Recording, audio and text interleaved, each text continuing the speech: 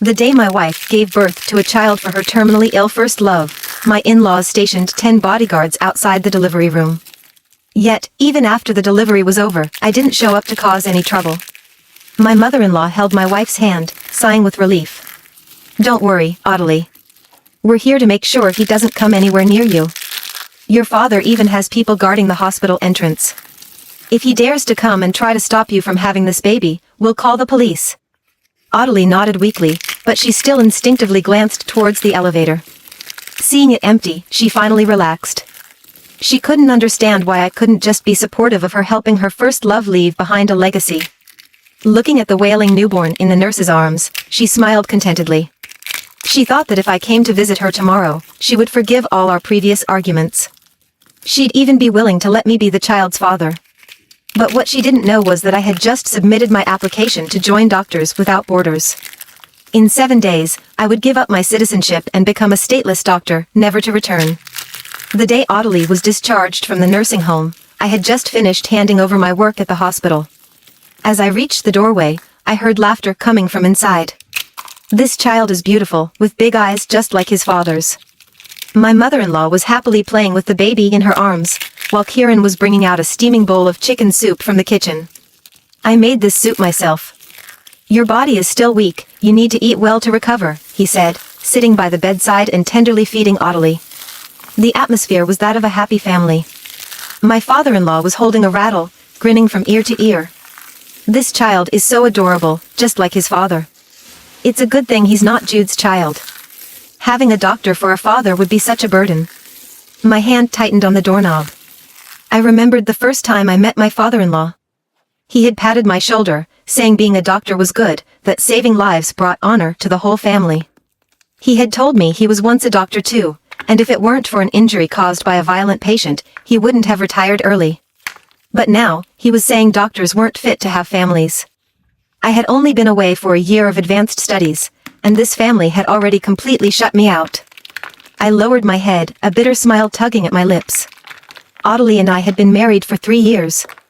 She had said she didn't want children, and understanding the risks of childbirth, I didn't pressure her. I still remember the day I left for my studies abroad. She had cried, saying she would miss me terribly. For the past year, we had called each other every day, sharing our lives. Even my colleagues would tease us, saying we still acted like newlyweds after 3 years of marriage. But just a month ago, and I finally managed to get some time off to come home. Despite being exhausted from an 8-hour flight, I rushed back without complaint. Only to find Ottilie heavily pregnant, standing next to her first love. My thoughts were interrupted by Kieran's words. "Jude, when did you get back? Why are you standing in the doorway?" Hearing him, the others in the room looked towards the entrance. When my father-in-law saw the resignation letter in my hand, his brow furrowed deeply. "How could I have entrusted my daughter to someone like you? What bad luck. Now you're quitting your job, expecting us to support you? Is this how you act as a husband?" my mother-in-law chimed in accusingly. "You can't even handle such a good job. What else can you do? Ottilie's body is delicate now. She and the baby need money for everything.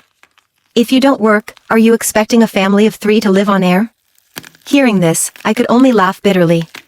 Whoever's wife and child they are, it's their responsibility to provide for them. "Jude Wilson, what are you saying? How can you be so irresponsible?" Ottilie finally couldn't hold back, shouting at me with reddened eyes. Seemingly overcome with emotion, she clutched her chest and began coughing violently. If Kieran hadn't saved me from that car accident 3 years ago, I might have died already. His parents are both gone, and now he's been diagnosed with terminal cancer. In a short while, there might be no one left in the world to remember him. Why do you always have to be against him? Do you really think I'm that kind of dirty, immoral woman?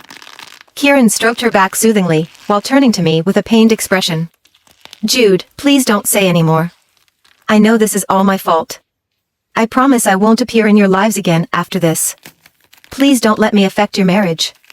I looked at the 4 people before me, who had clearly already formed a united front against me, and found it increasingly laughable. So this was what a real family looked like. Just then, Ottilie suddenly spoke up. "Jude Wilson, my patience has limits too. If you dare to target Kieran again without reason, don't bother coming back to this house. If you still want to continue our life together, just keep quiet. At next week's full month celebration for the baby, I can announce in front of all our relatives and friends that you're the child's father. Next week? I glanced at the baby, now asleep in the carrier. Next week, I would be embarking on my journey abroad. But before I left, I didn't mind giving them an unforgettable surprise. I nodded, my expression unchanged. Fine. After saying that, I turned and went back to the bedroom to pack my things, ignoring their reactions. Since I had decided to leave for good, I didn't want to leave any trace of myself here. The sounds of laughter from the living room filtered through the door. I paused briefly as I was folding clothes. Kieran. I want to give this child your surname. That way, even if he calls someone else Dad in the future, he'll always remember that you're his true father.